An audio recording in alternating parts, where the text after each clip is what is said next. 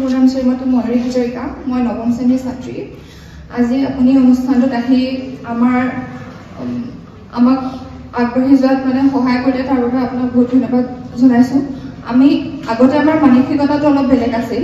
এতিয়া আপুনি কৈছে যে আমাৰ মায়ে আমাক 9 মাহ গৰ্ভত ৰাখি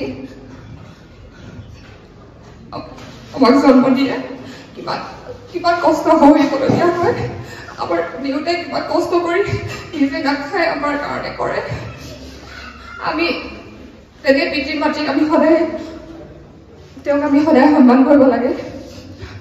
আৰু সঁচাকৈ তেওঁলোকে ইমান মহান যে তেওঁলোকে নিজৰ কথা চিন্তা নকৰি আমাৰ কাৰণে আমি জীৱনত কিবা কৰি খাবৰ কাৰণে আমাৰ কাৰণে লাগি আছে। ধন্যবাদ ছাৰ। আজি আপোনাৰ কাৰণেই আজি এনে মানসিকতা সলনি হ'ব পাৰিছে। আৰু সঁচাকৈ বহুত মোৰ অনুভৱ হৈছে যে আজি এই অনুষ্ঠানটোৰ পিছৰ পৰা যে মই কিবা এটা কৰিব পাৰিম। আৰু সঁচাকৈ মই আজিৰ পৰা অভাৱত মা দেউতাক একো কথা নকওঁ আৰু অভাৱত মোবাইল চাই সময় নষ্ট নকৰোঁ আৰু জীৱনত যাতে আগবাঢ়ি যাম তাৰ বাবে ভালদৰে কৰিম।